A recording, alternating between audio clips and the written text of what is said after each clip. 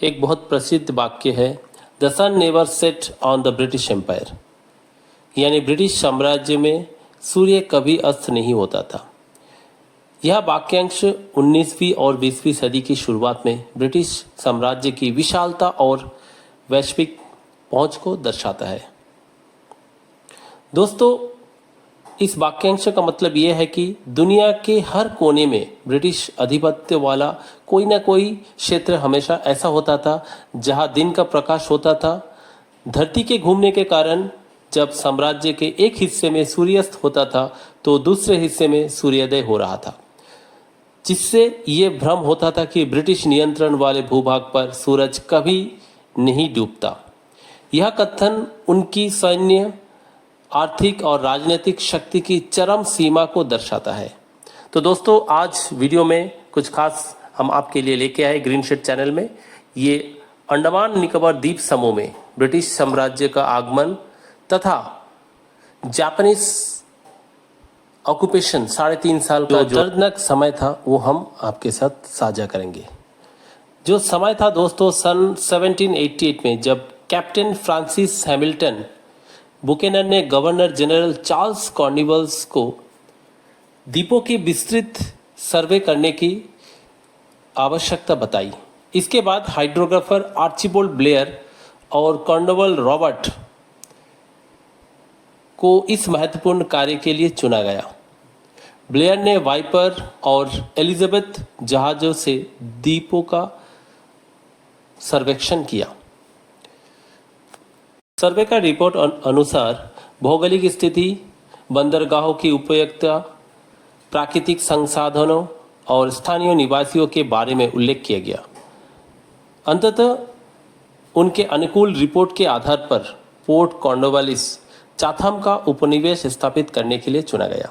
सन था दोस्तों 1857 के स्वतंत्रता संग्राम के बाद लगभग 200 राजनीतिक कैदियों को भारतवर्ष के विभिन्न प्रांतों से अंडमान में भेजा गया। दोस्तों, पहले जो बैच आए थे उसमें 200 कैदियों को, यानी पॉलिटिकल प्रिजनर को अंडमान चाटम द्वीप पे लाए गए और जिस सुपरिटेंडेंट था उस कैदियों के साथ JP walker, James Pattinson walker. दोस्तों, आपको बता दूं कि जब चाथम द्वीप पे आए थे, आने के बाद कुछ ही महीनों बाद वे पोर्ट ब्लेयर पानी और भोजन की आपूर्ति की कमी के कारण छोड़ दिया और पोर्ट ब्लेयर में बसने लगे। दोस्तों, चाथम द्वीप 1883 में उस मिल का स्थापना किया। दोस्तों, ये जो शिप है जिसमें 200 कैदियों को पहले बार चाथम द्वीप में लाए थे, SS महाराजा। दोस्तों, ये चाथम द्वीप है उस समय का जब इस चाथम ब्रिज और बिल्डिंग का कंस्ट्रक्शन चल रहा था। ये उस समय का चाथम मिल था जो एशिया का सर्वश्रेष्ठ मिलों में से है। इसके बाद स्वतंत्र सेनानियों को कठोर दंड के लिए वाइपर जेल का काम शुरू किया। दोस्तों, वाइपर जेल का काम 1864 से लेके 67 तक चला और ये वाइपर जेल का नाम आर्चिबाल्ड ब्लेयर जो शिप में आए थे HMS वाइपर, उसी के नाम से दिया गया। दोस्तों, अब हम जो जेटी दिखा रहे हैं ये चाटाम है। चाटाम जेटी जो है उस समय बना था और उस समय जो पॉलिटिकल प्रिजनर आ रहे थे उन्हीं से ये ब्रिज का निर्माण किया गया। साथ ही साथ जो मिल मैंने दिखाया चित्र में उसका भी काम कर। ये जो दोस्तों वाइपर जेल है ये 1864 से लेके 67 तक इसका काम चला। ये उस समय का दृश्य है वाइपर जेल का। दोस्तों, इसके बाद अंग्रेजों ने स्वतंत्रता सेनानियों को और कठोर दंड के लिए कुख्यात सेलुलर जेल का निर्माण 1896 से लेके 1906 के बीच शुरू किया। साथ ही साथ आपको बता दूं, ये जो आप जेट्टी देख रहे हैं ये रॉस आइलैंड। दोस्तों, अंग्रेजों को एक हेडक्वार्टर चाहिए, एक अलग उनको एक पसंदीदा आइलैंड बनाना था, कैपिटल सिटी। तो उन्होंने रॉस आइलैंड का चयन किया और डैनियल रॉस के नाम पे ही इस आइलैंड का नाम रॉस आइलैंड रखा गया। वो एक सर्वेयर था। दोस्तों, ये वर्तमान समय का रॉस आइलैंड जो टूरिस्ट अट्रैक्शन है, एक हिस्टोरिकल मॉन्यूमेंट से हमारा धरोहर है। यहाँ काफ़ी सारे टूरिस्ट आते हैं और यहाँ पर जो हिरन है वो आप देख सकते हैं। ये एक अंडमान का एक विशेष धरोहर बन चुका है। दोस्तों रॉस आइलैंड का जो कैपिटल सिटी बनाने का ब्रिटिश का जो संकल्प था, जो प्रयास था, वो 1858 से लेके 1941 तक था। आपको बता दूं दोस्तों, यही जो रॉस आइलैंड, यहाँ से दूधनाथ तिवारी फरार हुए थे 90 साथी के साथ। दोस्तों ये कुख्यात ब्रिटिश सेलुलर जेल, लेकिन आज ये उस समय बना हुआ था, आज वो हमारा स्मारक है। 11 फरवरी 1979 को तत्कालीन प्रधानमंत्री मोरारजी देसाई ने सेलुलर जेल को नेशनल मेमोरियल डिक्लेयर किया था। दोस्तों ये तो रहा अंडमान का इतिहास। उस समय शुरू हो चुका था यूरोप में, जहां महायुद्ध शुरू हो गया था, द्वितीय, जब जर्मनी ने पोलैंड पर 1 सितंबर 1939 को आक्रमण किया था। उसके ठीक 2 दिन बाद फ्रांस और ग्रेट ब्रिटेन ने भी वार छेड़ दिया था जर्मनी के विरुद्ध। उसके पश्चात शुरू हो गया वर्ल्ड वॉर 2। दोस्तों जर्मनी, इटली और फ्रांस तीनों देश मिलकर एक नया शक्ति का गठन किया, जिसे इतिहास में एक्सिस पावर कहा जाते थे। जापान ने खास करके साउथ ईस्ट एशियन जो देश रहा, जो अंग्रेज़ों का था, उसमें धावा बोल दिया, जैसे कि रेंगून था, साथ ही साथ अंडमान निकोबार द्वीप समूह। दोस्तों अंडमान निकोबार द्वीप समूह का जो इतिहास रहा, उसमें कई सारे यूरोपियंस आए, जैसे डच आए, ब्रिटिश आए, लेकिन जापानीज़ का जो समय कालीन था लगभग 3.5 साल, वो अंडमान इतिहास का एक काला अध्याय था। 3.5 साल का जो समय था वो सच में बहुत ही क्रूरतापूर्वक यहाँ पे वो समय बीता। दोस्तों ये वर्ल्ड वॉर 2 का आगाज़ हो चुका था। 3 सितंबर से फ्रांस और ग्रेट ब्रिटेन भी इस युद्ध में शामिल हो चुका था। दोस्तों अगर हम बात करें 23 मार्च 1942 की, वह तारीख हमेशा याद रखी जाएगी। यह इन द्वीपों के इतिहास का सबसे अंधकारमय दिन था। रात 12 बजे से सुबह 4 बजे के बीच जापानी सेनाओं ने अपने जहाज़ों से, जहाज युद्धपोतों से पहला गोला दागा, लेकिन आश्चर्य की बात यह है कि तट से कोई जवाबी फायरिंग नहीं हुई। पहले गोले के बाद ऊटी नामक जहाज ने वायरलेस और टेलीग्राफ कार्यालय को उड़ा दिया। तेज धमाके से पूरा पोर्ट ब्लेयर दहल उठा। लोग समझ नहीं पाए कि क्या आखिरकार हो रहा है। जापानी नौसैनिक जहाज ने अपनी संतुष्टि के लिए एक और गोला दागा, लेकिन फिर भी द्वीप से कोई जवाबी हमला नहीं हुआ। इस सन्नाटे का फ़ायदा उठाकर जापानी सैनिकों ने बिना किसी रुकावट के उतरना शुरू कर दिया और पूरे पोर्ट ब्लेयर में फैल गए। उनके पास नक्शे थे, जिनमें द्वीपों के हर एक प्रांत में उतरने का स्थान, रास्ते और गांव की पूरी जानकारी थी। दोस्तों यहाँ आप देख सकते हैं जर्मनी, ये जर्मनी का जो आज का समय का दृश्य है। हम आपको लेके चलेंगे इटली के, वहाँ पर जो बहुत सारे मूवी, अमिताभ बच्चन और जीना तमन के एक मूवी हिट रहा, 2 लफ्ज़ों की ये दिल की कहानी, ये गाना बहुत फेमस रहा दोस्तों, यहाँ पर गाया था। दोस्तों मैं आपको बता रहा हूँ अंडमान के उस 3.5 साल का जो काला इतिहास, जो हर कोई जानना चाहते हैं कि किस प्रकार जापानीज़ ने इस द्वीप समूह को नुकसान पहुंचाए थे। नॉट ओनली हमारे जो ह्यूमन रिसोर्स, बट ऑल्सो हमारा जो भी संपत्ति थे, हमारे जो भी धरोहर था, उसे भारी नुकसान पहुंचाया।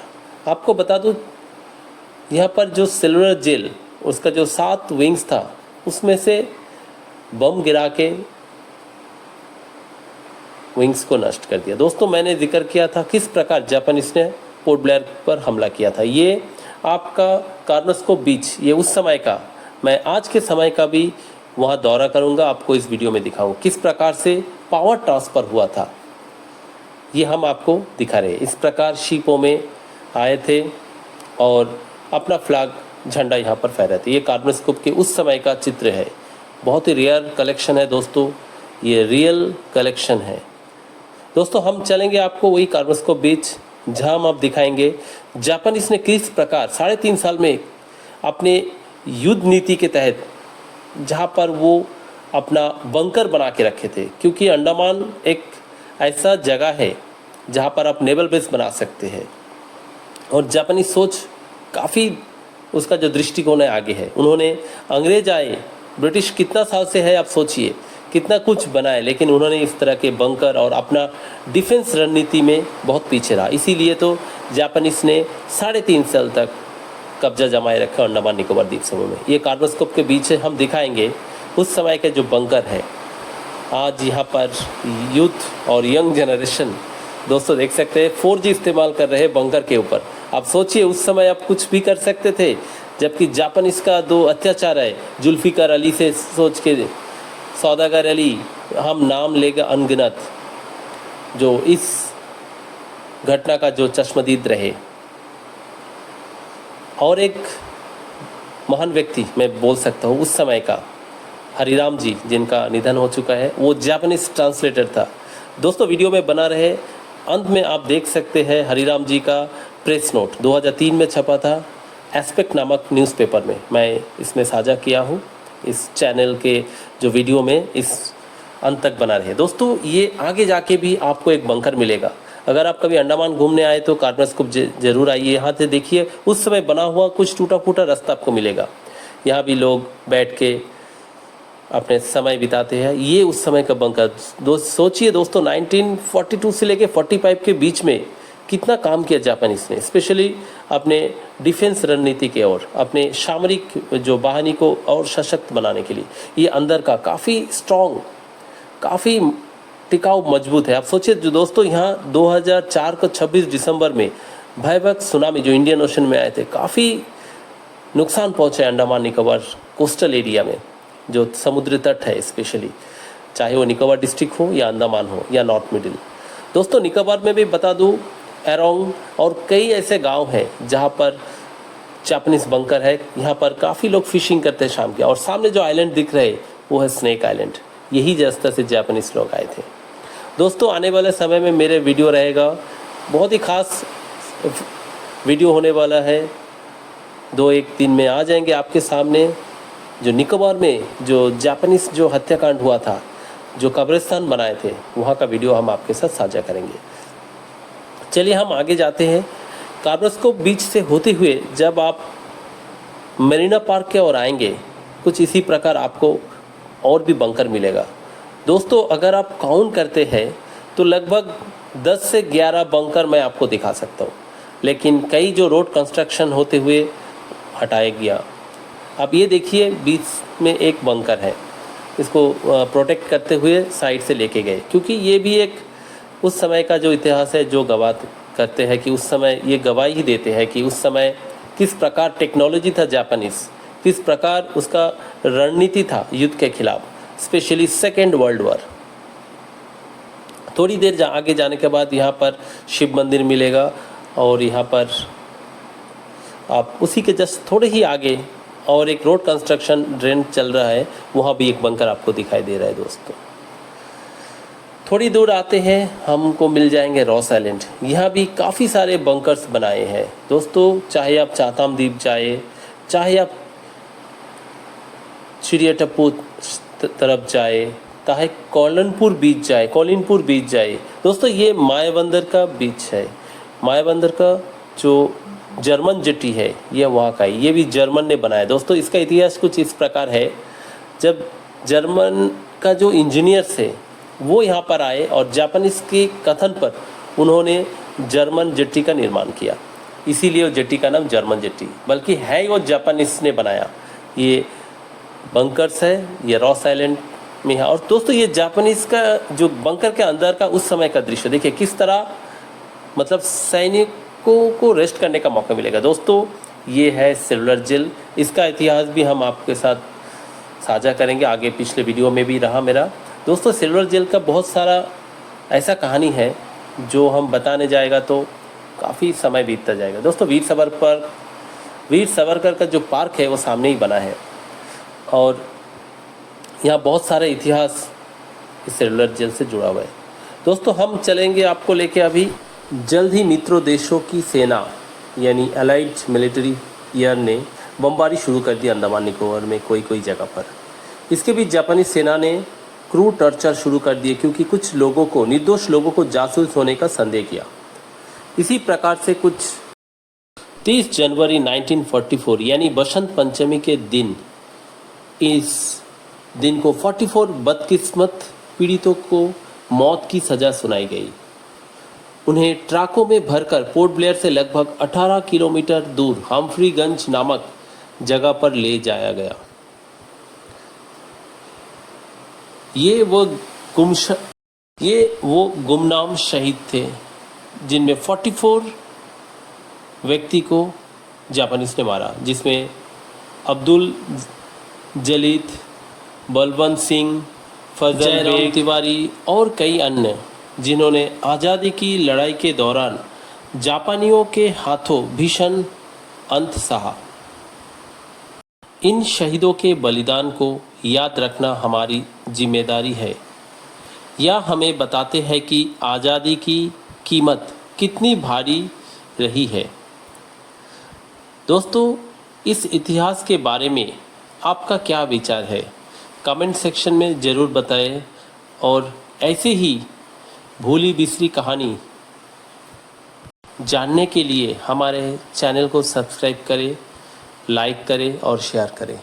दोस्तों अब हम पहुंच गए वर्तमान समय के नेताजी स्टेडियम। एक समय इस स्टेडियम का नाम था जिमखाना ग्राउंड।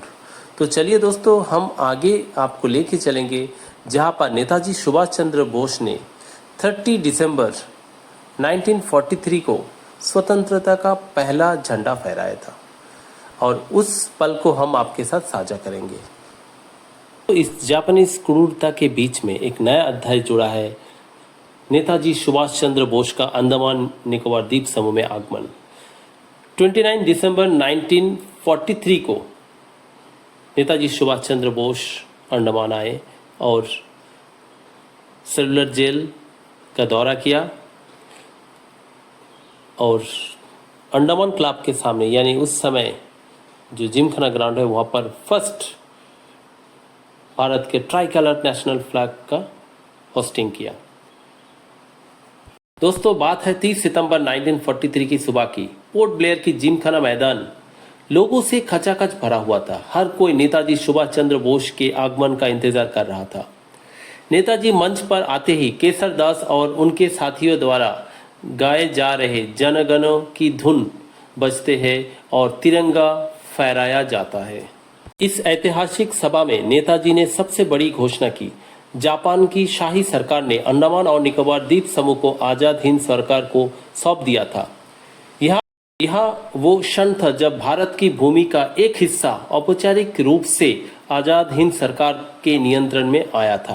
इस अवसर पर आजाद हिंद दल के छात्रों और जापानी सशस्त्र बलों द्वारा प्रस्तुत गार्ड ऑफ ऑनर के निरीक्षण किया।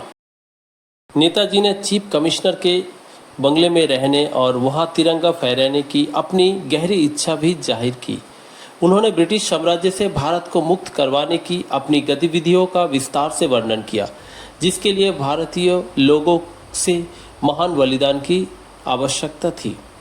इस अवसर पर अंडमान में इंडियन इंडिपेंडेंस लीग के अध्यक्ष श्री रामकृष्ण ने द्वीपों के नागरिकों के तरफ से आज़ाद हिंद सरकार को 10,000 रुपये की धनराशि भेंट किया सुभाष चंद्र बोस को। साथ ही साथ वे शाम के वक्त नेताजी सुभाष चंद्र बोस ब्राउनिंग क्लब, वर्तमान समय में जो पोर्ट ब्लेयर एबरडीन में नेताजी क्लब है, वहाँ पर विजिट किए और वहाँ पर रामकृष्ण जी ने उन्हें पुनः एक बार 5000 एडिशनली पैसा दिया आज़ाद हिंद सरकार के लिए। साथ ही साथ मास्टर केशर दास जो सत्संग पार्टी के थे, उन्होंने भी बहुत महत्वपूर्ण कंट्रीब्यूशन इस समय किया था।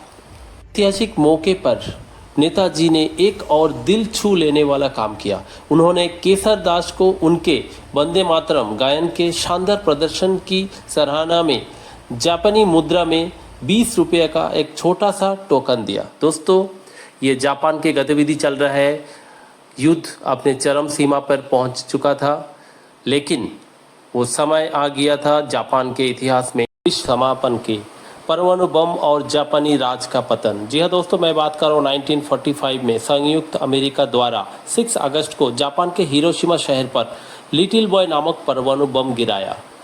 उसका दूसरा हमला जो रहा 3 दिन बाद, यानी 9 अगस्त 1945 को नागासाकी शहर पर फैट मैन नामक दूसरा परमाणु बम गिराया। इस बम गिरने के बाद ही दोस्तों बता दूं कि जापानी शासनकाल का समापन देखने को मिला। दोस्तों, अंडमान में जब जापानी शासन रहा, उस समय ब्रिटिश सरकार जब हैंड ओवर किया जापानी शासन में, लगभग 40,000 लोग था उस टाइम अंडमान में पिनल सेटलमेंट के तहत। लेकिन जब जापानीज अंडमान छोड़ के गए, वहाँ का पॉपुलेशन घटकर लगभग 10,000 के आसपास अनुमानिक रहा। तो सोचिए दोस्तों किस प्रकार जापानीज जो काला समय रहा अंडमान इतिहास में। ये कुछ उस समय के पुराना तस्वीर अंडमान के, ये रियल फुटेज है।